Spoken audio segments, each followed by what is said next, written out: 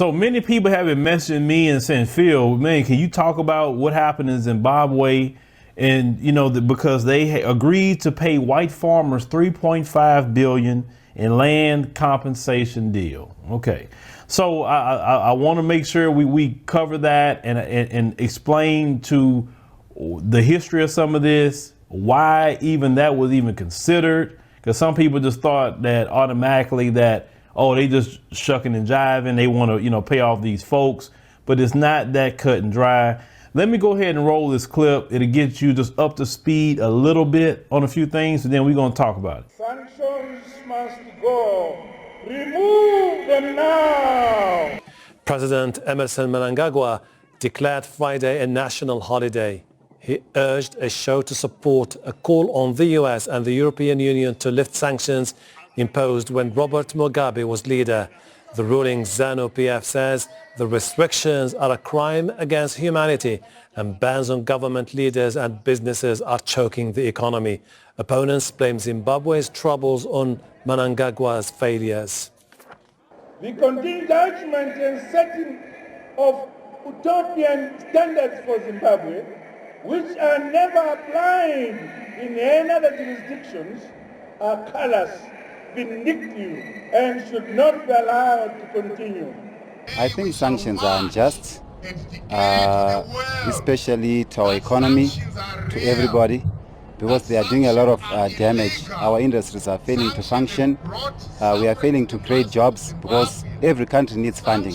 I just want to know, those people, they say they are targeted. What effects are the sanctions doing to them? Or they are hurting an ordinary person like me? Our country is on its knees. We want our economy to start to function again. They must be, they are illegal, 100% they are illegal. The US and EU imposed sanctions against government leaders and companies nearly 20 years ago after a political crackdown by then President Robert Mugabe. The US financial and travel restrictions applied to 56 businesses and 85 people, including President Mnangagwa. US arms exports to Zimbabwe are also banned.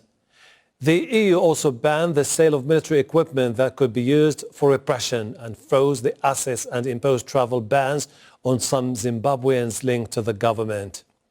The EU extended sanctions for another year in February. The US has since imposed sanctions on Zimbabwe's State Security Minister, saying he was involved in gross violations of human rights. All right, so you heard that piece. So let's talk about that. Robert Mugabe, you know, the great Robert Mugabe. Some people agree with him, some people didn't. Nobody's perfect, obviously.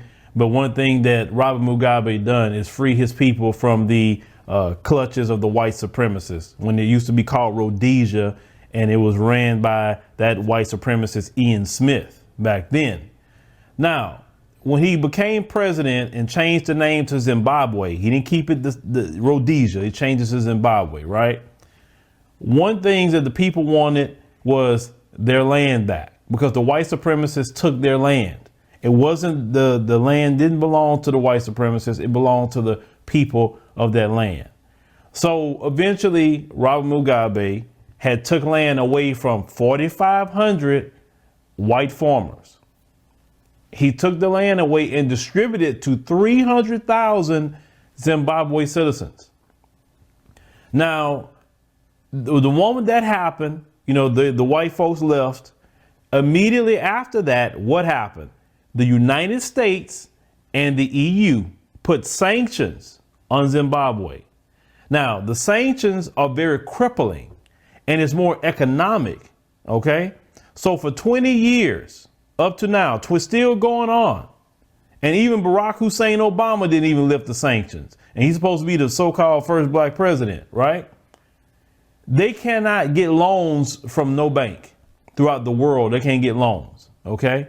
If anybody want to sell arms to them or do any kind of deals with them, they tell them, the United States and the EU, well, if you do any business with them, we gonna sanction you.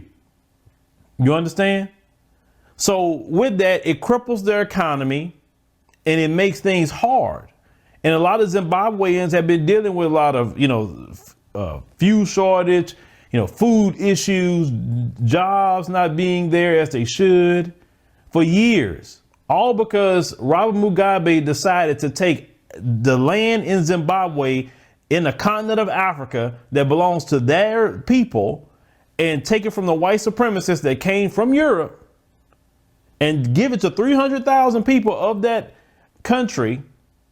They made sure to punish Robert Mugabe and the whole country for enacting justice for the people against white supremacy.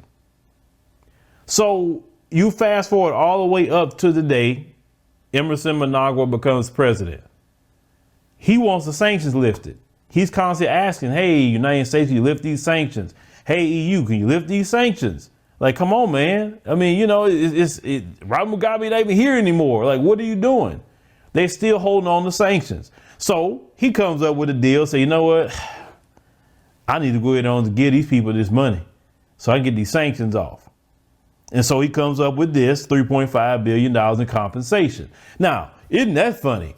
The 4,500 white farmers got at least some sort of possible reparation, and that we in America can't even get a dime.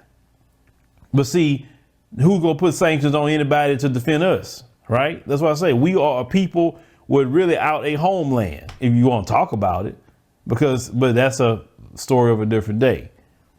But Zimbabwe don't even have the money to pay them. Let's call it what that is, right? They agreed to pay the $3.5 billion compensation to white farmers whose land was expropriated by the government to give to black families. But they're saying that they don't have the money. They will have to borrow money and all issue long-term bonds and jointly approach international donors with the farmers to raise funding or cut a compensation agreement. Now, agreement says is to give them money for all the equipment and everything they lost. Is not to give them land. So they're not getting the land back. They're getting the money for their losses with equipment and all of that. So that's a one good thing. They're not getting the land back. But right now, the economy in Zimbabwe is just in shambles.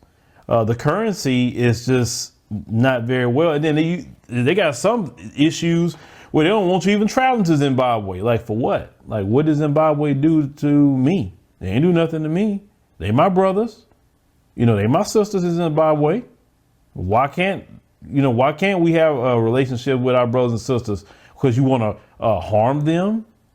And then Donald Trump, he extended the sanctions as well. Because I remember when he did it. And I talked about it, how he extended the sanctions for 1 year on Zimbabwe. For what?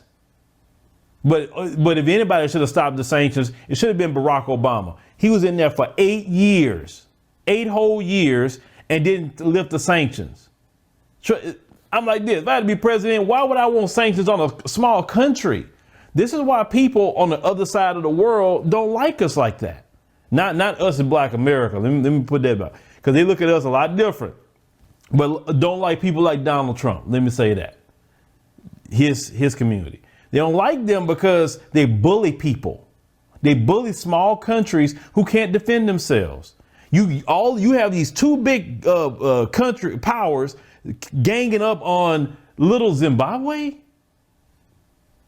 For 4,500 people, you're willing to put millions of people in hunger, millions of people without jobs, crashing their economy where it can't do crap for 4,500 people?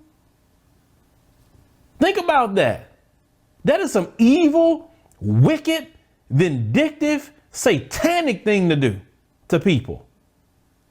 It wasn't the United States land or the EU land to even be involved with in the first place. Let's call that what it is. And when Robert Mugabe, when he was working with the UK and trying to talk about that land situation, you say, hey, look, I thought y'all were supposed to come in and broker this deal with these people because, we need to get this land back. And because at first he was supposed to be brokering the deal with the UK to get them people off that land and pay them. But they're like, no, we ain't about to do that. In the end, they screwed him. So you say, well, I guess I got to do it myself. So this is the thing. Of course, to us that don't know the full story, It's some straight up shucking and jiving. I get it. And yes, I know on the continent, you have some of that. I've seen it. Okay. I've seen it. And it's very sickening. That's why I really believe we need to bring that Black American energy to the continent, because it needs to spread. Okay. And I know it may be some of them maybe fight against that. I don't care. It needs to spread, because there ain't no way for them people to be coming around there after the history of colonialism. Okay. And still be able to come around there and enjoy yourself like that? Oh, no. Mm-mm. But who I blame for this is the sanctions. Because maybe he thinking this the way out of it, but he can't pay the money. So how you can even get out of it at this point? How? It is evil for what's happening with Zimbabwe. It is evil. It is not right. It is not right. Robert Mugabe, he's the brother's gone now. He's not the president anymore. Emerson Mnangagwa didn't make that decision all those years ago. So why is the whole people in Zimbabwe suffering for 4,500 people, not 45 million people, 4,500 people.